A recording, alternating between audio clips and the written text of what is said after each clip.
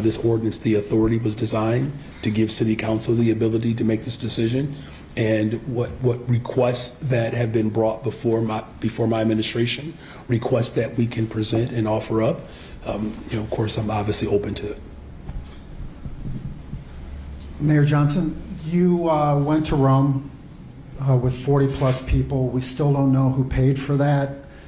We don't know what benefits to the city of Chicago have been derived from that.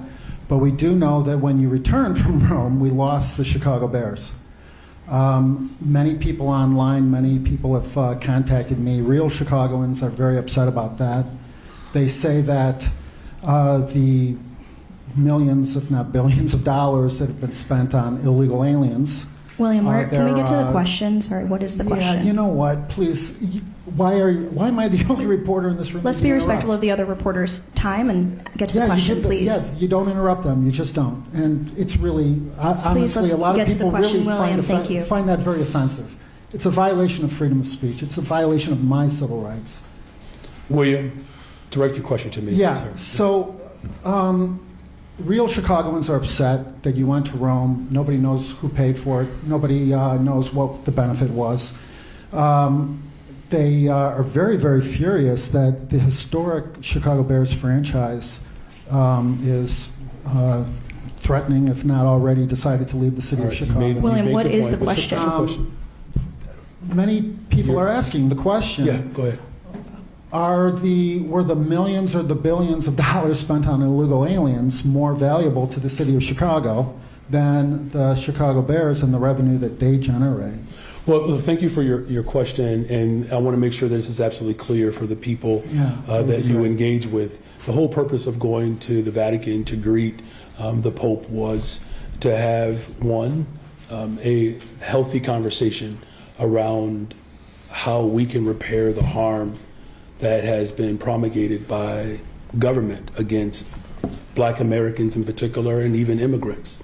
And that's an important conversation. The faith community plays an incredible role in not only highlighting these conditions, but finding pathways in which we can actually right the wrongs. And of course, the economic connection between Rome and the city of Chicago, particularly a time in which tourism is growing. More people have visited Chicago over the summer months than any other time in the history of Chicago. And that does infuse our economy with revenue so that we can continue to make the investments in the most marginalized communities, right? And so that connection remains strong. I mean, as far as, I hope you're not necessarily implicating that the Bears have officially left Chicago, because it's not the case. As you may have seen, we know that there's been no environmental study done in Hammond, right? There's no commitment from the local authority of the taxes that would be needed in order to build the stadium. And then three, we've just recently found out, if you've actually read this, we've recently found out that the NFL has indicated that the site that is being discussed is not even large enough for the type of development that the Bears would need. And then finally, as you know, the Illinois Senate passed a bill that essentially created a framework and a structure that already exists, that we have. There's no proposal or plan for the Bears anywhere in Illinois or outside of Illinois, with the exception of the plan that I put forth a couple of years ago. So I'm looking forward to talking to all stakeholders to make sure that the Bears remain in the city that I believe that they do belong in, which is Chicago. Well, keeping all of that in mind, today you raised the Juneteenth flag. Juneteenth in Chicago is typically one of the most violent days. Dozens, in some cases, 10, 20, 30, 40, 80 shootings on Juneteenth for some reason. I'm wondering, or a lot of Chicagoans are wondering, a lot of Chicagoans are asking, considering the violence in Chicago, a cyclist was killed on the bike path in Grant Park last night, shot dead, riding his bike in Grant William, Park. where's the follow-up question, please? Along the historic Chicago lakefront. A lot of Chicagoans are asking me, will you and Stacy deploy some of your 150 plus Chicago police officers to keep the citizens of Chicago safe, especially in light of what you just said about tourists that are perhaps considering coming to No, Chicago. thank you for the question. Yeah, I mean, in please. terms of the priority around, safety, it is still my top priority.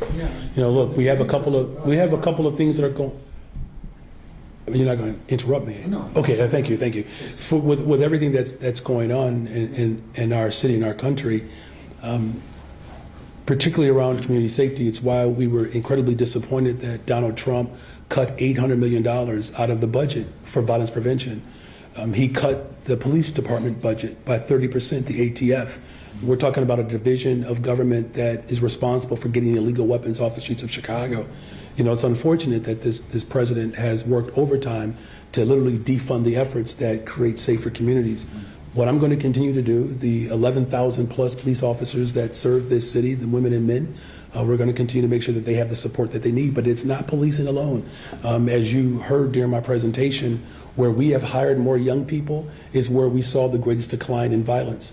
Where we've expanded mental health support services and job opportunities, we've also seen decline in violence. Where we've invested in building more affordable homes, expanding opportunities for people to purchase homes, that's something that's important. I remember, and if you look at Donald Trump's black agenda, he promises to do all the things that I'm doing, but he's failed to do it. If I wish the president would actually follow the lead of Chicago by actually investing in Black America, because the best way in which he needs to work with me, right? Because we have put forth an agenda that he actually promised he would do. He's failed to do that. He has cut every single area that Black folks have fought for: education, housing, healthcare, transportation, and good paying jobs. He has been an absolute miserable failure and a disappointment to this country. Hi, Mayor. Hi, it's good to see you again. Yes, hello. So Merlin Liu, who was interviewed by NBC5, who admitted to allegedly burning the cross in Grant Park, during that interview, he seemed to lack an understanding of the meaning behind burning a cross and the implications of that. How concerning is that to you as mayor of, obviously, of a city with a predominantly Black population, and do you think there needs to be more education around that? Well, look, I can't speak to his lack of or understanding of the gravity of what he's alleged of having done. And, again, it's a painful reminder of how hatred towards Black Americans still permeates, in our society. I think it was James Baldwin that said that power and ignorance is the most ferocious enemy of justice.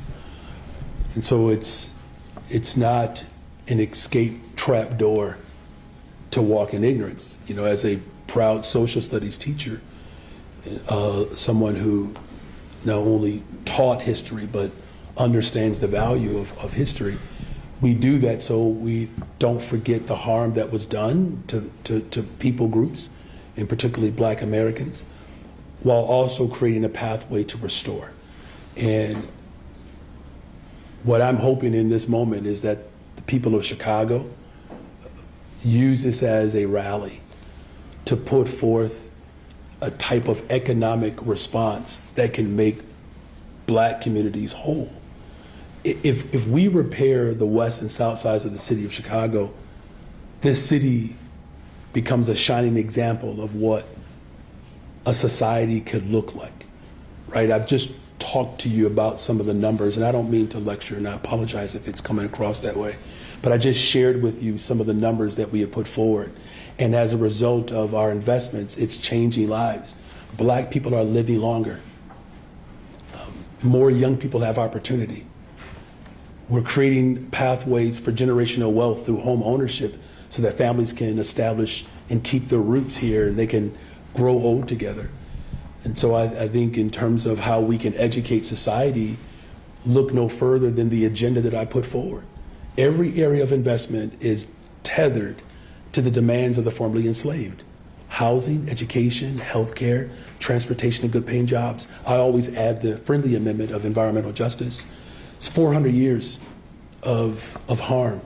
That's not something that you can repair in one term over 3 years or a few budgets. It's got to be sustainable. And so our job in this moment is to make sure that we are not only educating people, but we are calling people to something higher. And that's to make sure that the most vulnerable and the least of these amongst us receive the full benefit of what this country promised. And can you, I don't think you, from NBC5, I don't think you were able to confirm if the person in custody is Merlin Liu? Again, I know that there's a person of interest, and I don't have this specific name, but we can get that confirmed for you. Yeah.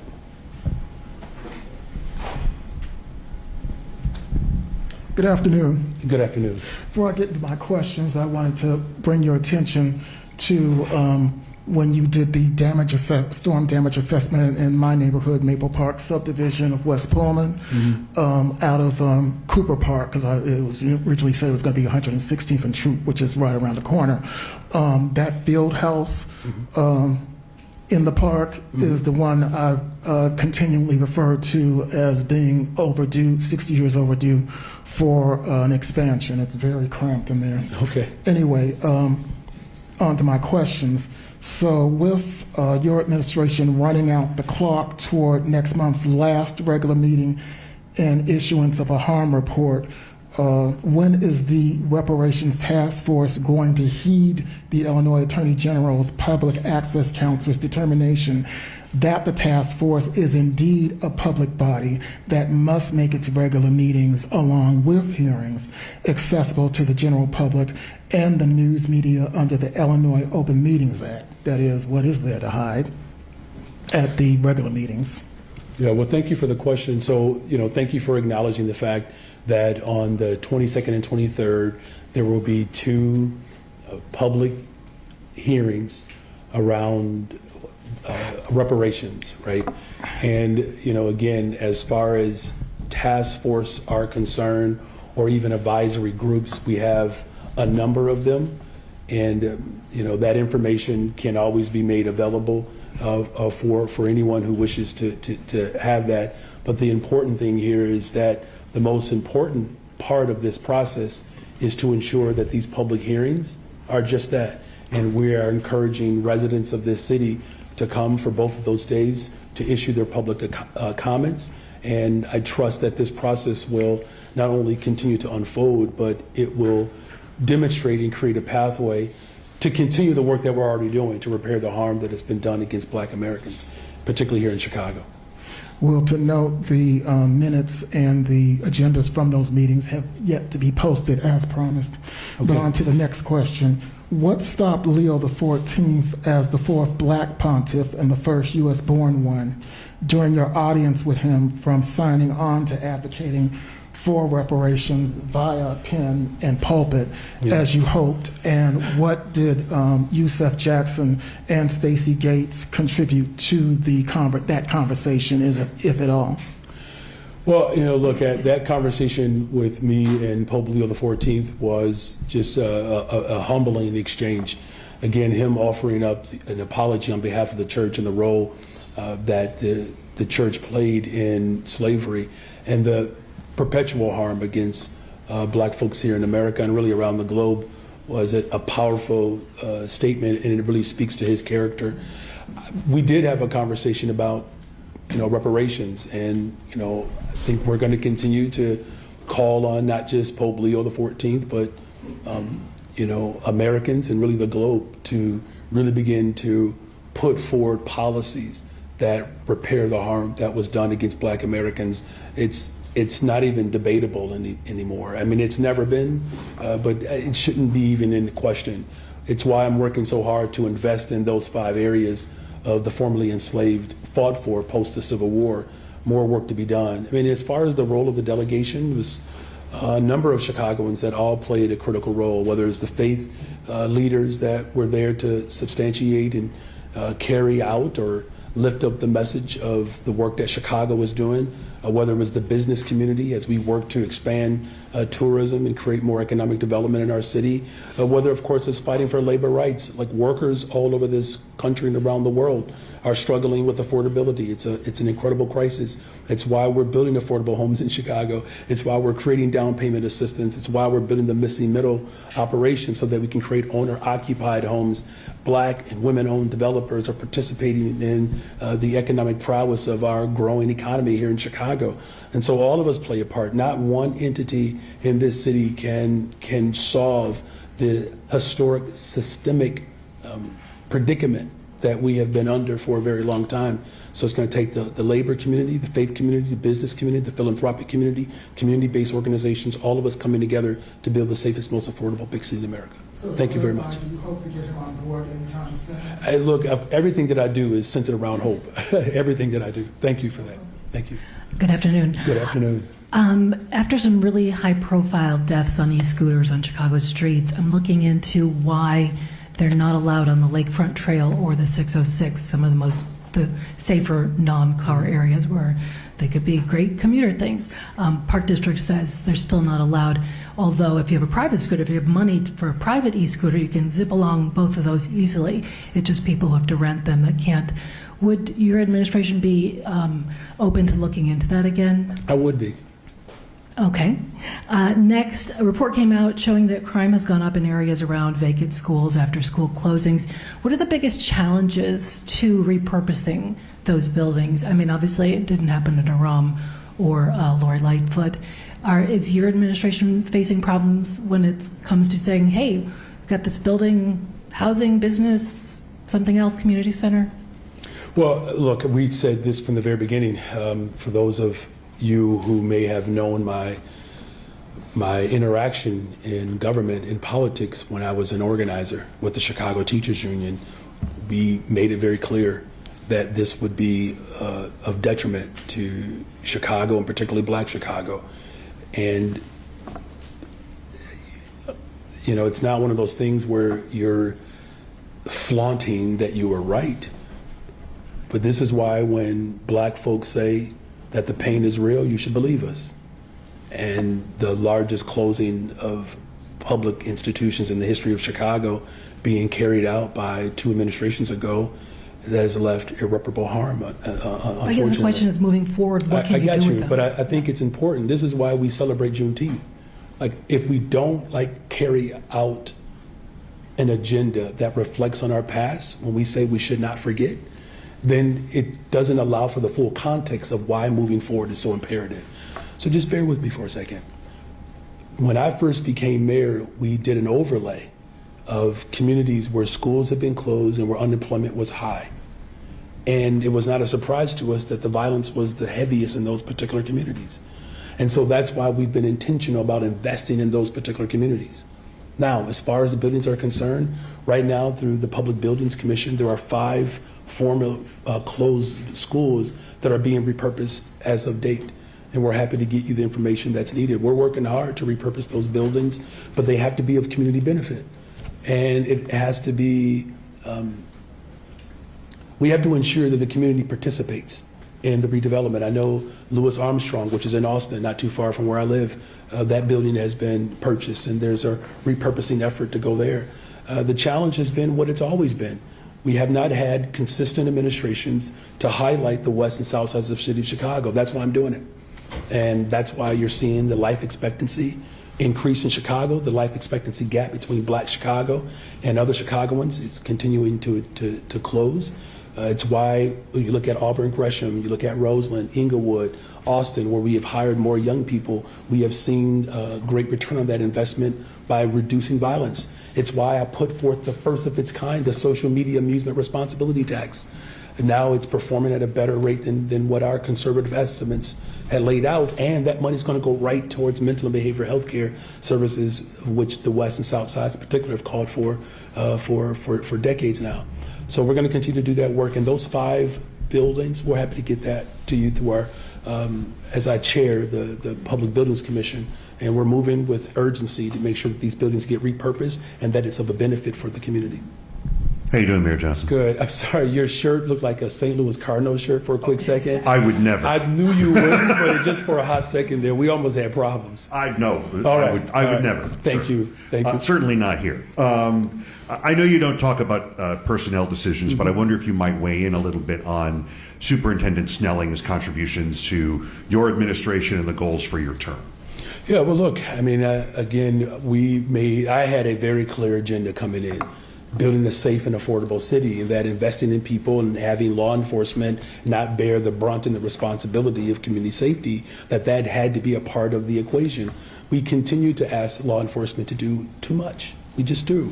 And the thing that I do appreciate about the partnership that we've been able to forge is that the collaboration with CVI, our community violence intervention workers, previous administrations and superintendents had a tough time working collaboratively with individuals who have been justice involved, but they of course have transformed their lives. We're not experiencing that disconnect, right? There's still more work to be done. Don't get me wrong. Nothing is perfect yet, but we're working and striving towards perfection. And I believe that's been incredible. I said that we need to hire at least 200 more detectives. We have superseded that, and his understanding and appreciation of my goal to make sure that we have more detectives played a part in having one of the highest clearance rates that we've had, the highest at least in over a decade, because solving crime serves as a deterrent. And then I just think finally, it's important that we ensure that which is incredibly important, that constitutional policing has to be tethered to building the morale of law enforcement, right? And providing mental health support services for our police officers who experience a great deal of hardship. The job is incredibly hard. It's getting harder, and we're grateful for the individuals that are, still committed to serving, in our police department. And, again, it's not just superintendent; it's his entire top brass. Again, we're grateful for Chief Hine and his contribution. Chief Ursetti, the chief of detectives, Angel Navalis, who's done some good work around restoring, community participation and community policing. So I can go on and on, but the point being that the morale, investing in CVI, of course, making sure that we have more detectives and taking the full force of government approach, that's something that our police department has been certainly amenable to, and we're seeing some benefit of that type of cooperation. I just heard you answer Monica's question about repurposing school buildings and talking about the investments in the West and South Side, not having had consistent leadership in order to get there. And I also heard you answer Melody's question about sort of racism and that sort of thing, and talking about how undoing a lot of that can't just be fixed in one term or a few budgets.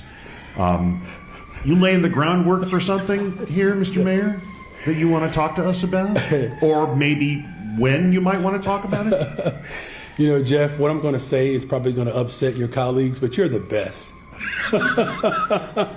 Well, look. Hold the room. I'm sure you'll get a different answer. Obviously, it's unanimous. Jake is saying it's true. It's true. Right? That's it. You're getting better at this, too. Look, I will say this. Take that, sir. I mean, I'm enjoying what I'm doing. It's hard. It's a tough job, It's not as tough as having a house full of teenagers, of course. And it's been an incredible joy. This has been quite the journey. I mean, who would have thought that a middle child of 10, coming from a working class family with no political ties or special arrangements to create a trajectory for me to run one of the largest economies in the world, that can only happen in a place like Chicago, right? The birthplace of so much, whether it's, gospel, soul, the modern form of jazz, and of course the civil rights movement that has a long history in this city, standing up against tyranny and, previous administrations that ignored entire sections of the city of Chicago. I mean, when I was on a hunger strike fighting to keep a school open, I wasn't thinking about running the city of Chicago, right? When we were out protesting against massive school closings and calling for TIF surplus or to tax the rich, that one day I will be in a position to do that.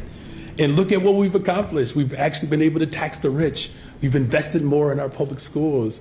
And there's a lot of work to be done, but I'm focused on that work right now, and soon enough we'll get into that hyper-political season. I actually think this is just my own position. I think we should be concentrating on the midterms because we have seen how the federal government has placed more pressure on municipalities. I think municipalities all agree that we have to challenge the states to do more. I talked to mayors all over the country and all over the world, literally. This question was asked earlier, what's the benefit of going to other places on the planet? Because you can begin to learn from one another. If you look at what's happening in Italy right now, there's a very similar frame at the national level that we're fighting here in America. And so cities like Rome and Chicago and London and Detroit, we all have to come together to find pathways to support people. And we have to have a state government that supports these local municipalities as well. So, not to obfuscate what you're asking, and I get it, but I want to make sure that I'm focused on the work. We're praying and hoping for a great summer. We're looking forward to it. And, when the politics get to the appropriate time, when politics gets to be discussed, I promise you, Jeff, you have earned the right, maybe not for an exclusive, but maybe the second that I called after my wife. Wouldn't dream of getting in the way of her. Not as smooth as Jeff, but very patient though. Thank you. I know it's been a while. Right. I am the last one here. On that subject, George Cardenas announced his candidacy today. He's one of many that may join or will join. What is it? He also said that his concern is that the city has a management problem. What does it say about your management problem with so many people who are interested in running for mayor? Well, look, I'm not the first mayor to have people who wish to have the seat of the mayor, right? So that's not breaking news. As far as management is concerned, there's no secret that we've had 30 plus years of austere budgets, where pensions in particular were not secure, and working people lined with the support of elected leaders prior to me arriving helped line the pockets of the ultra rich and big corporations at the expense of workers. And that is a problem that I've inherited, and we're working to put us on a better and a stronger course. I think the bigger question that I think that all of us should be asking, why are we not challenging big corporations and the ultra rich to pay their fair share in taxes? We don't have a management issue. We have a revenue issue. And the fact that we have individuals who can't see through the harsh realities, it's problematic, but it's why I'm focused, and I have very clear vision that in order to transform this city, we have to invest in the most vulnerable and the least amongst us. That is a righteous call to action. And we have to challenge those with means to put more skin in the game. And that's exactly what I'm doing. And of course, there's more work to be done, but we have a revenue crisis. I'm grateful that the state of Illinois has embraced this effort to tax the rich. There's a lot more work that we can do in that area. And I'm calling on all elected leaders, particularly Democrats. We're the party that ostensibly stands up for working people. Where are those voices calling for the ultra rich to pay their fair share in taxes? I'm saying it. I'm actually producing it. If we were all pulling in the same direction to challenge corporations and the ultra rich to pay their fair share in taxes, the city of Chicago, as we continue to experience economic growth, we could actually do this work a lot faster. And I'm going to continue to organize and work with people across this city and this state to pull us in the same direction, and that's to build the safest, most affordable big city in America. And back to parking meters, I know you've mentioned several times that this is an ironclad deal. There are some of your allies in City Council that think there might be some wiggle room, that there might be some leverage that City Council has. Is there? Have you had any conversations with Stone Peak about if there's anything that the city can get from this? Well, I'm glad you mentioned Stone Peak, because we put their representatives in direct communication with City Council. Look, there might be. This is why I think it's important that they go through a thorough process. Again, at this point, to speculate what could be maneuvered based upon the ordinance, I think would be it would be a miscalculation, right? And so I think that's why I moved with expediency. The city council should be deliberative. They should work through a timeline, but they should do it, within the framework that it's been established. And if there are ways in which elements of the contract can be further considered, I trust that the 50 alders who have this responsibility will be able to see it, or if it's not there, be open and transparent about what's available and what's not. Have you had any conversations with Stone Peak about this? Well, look, our responsibility was to make sure that Stone Peak talks directly with City Council because it's their authority. So, my conversations have really been centered around making sure that City Council is in direct communication with Stone Peak, as well as having a very thorough process that I trust that they'll undergo, and they'll be able to make a decision accordingly. Thank you, everyone. Thank Thanks for you your all. questions. Appreciate it. Yep.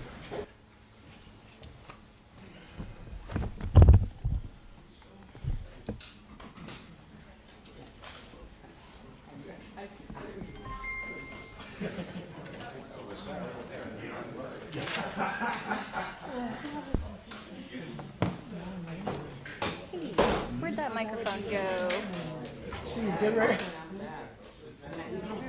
Oh, thank you very much.